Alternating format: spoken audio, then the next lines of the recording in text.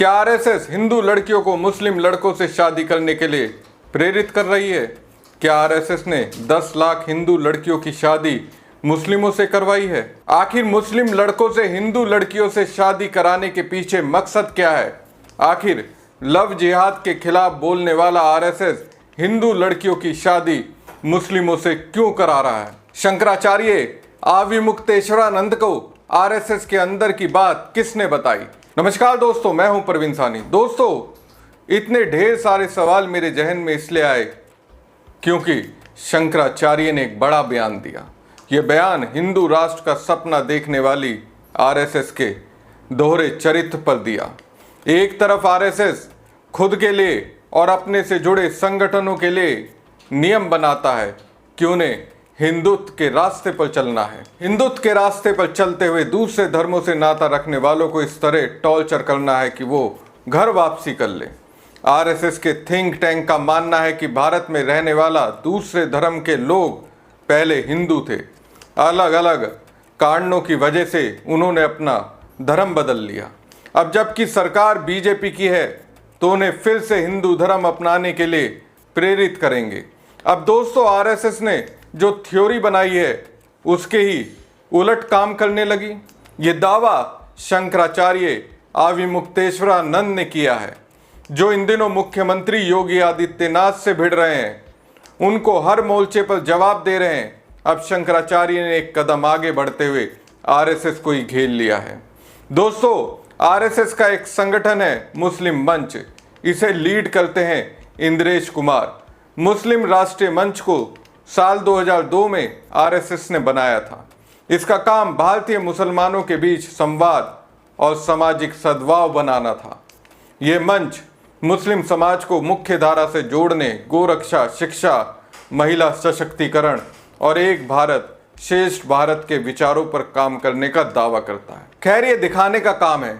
असल मकसद तो मुस्लिम मंच का किसी तरह से मुसलमानों को हिंदू धर्म की ओर लाना है। अब इसी के चीफ का दावा है कि मुस्लिम मंच ने 10 लाख हिंदू लड़कियों को मुस्लिम लड़कों से शादी करवाई है।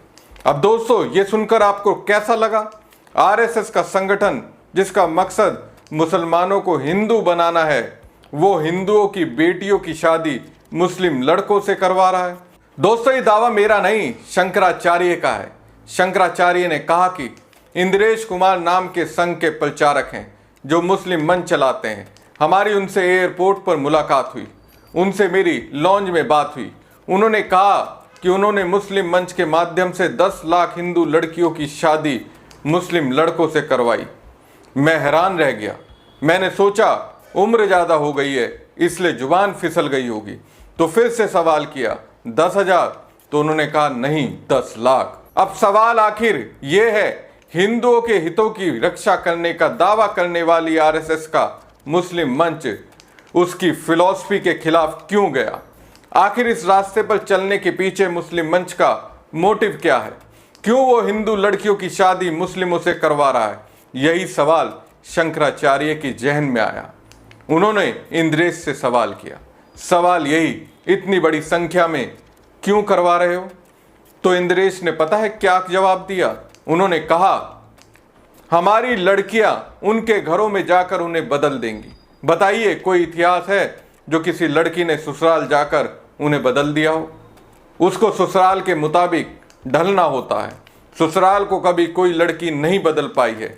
ये कह रहे हैं बदल देंगे। एक तरफ कहते हैं लव जिहाद, बाहर नाटक करते हैं लव जिहाद। ये नहीं होना चाहिए। पार्क में लड़का लड़की बैठे रहेंगे तो जाकर डंडा फटकाएंगे। यहां 10 लाख लड़कियों की खुद ही मुस्लिम मंच ने शादी करवा दी। तो ये सब जो दोहरा चरित्र चल रहा है, आखिर हिंदू जनता कब समझेगी? बताइए, आरएसएस, बीजेपी समेत तमाम हिंदूवादी संगठन मुस्लिमों से नफरत करने के लिए लव जिहाद का फॉर्मूला लेकर आए। लव जिहाद के नाम पर हिंदू संगठन कहर बरपाते हैं। लेकिन यहां हो क्या रहा है? मुस्लिम मंच ने खुद 10 लाख हिंदू लड़कियों की शादी इसलिए करवाई ताकि उन्हें फिर से हिंदू बनाया जा सके। अपने आप में ये बताने के लिए काफ़ी है हिंदूवादी संगठन किस तरह से मुस्लिमों को अपने विचारों में ढालने का प्रयास कर रहे हैं।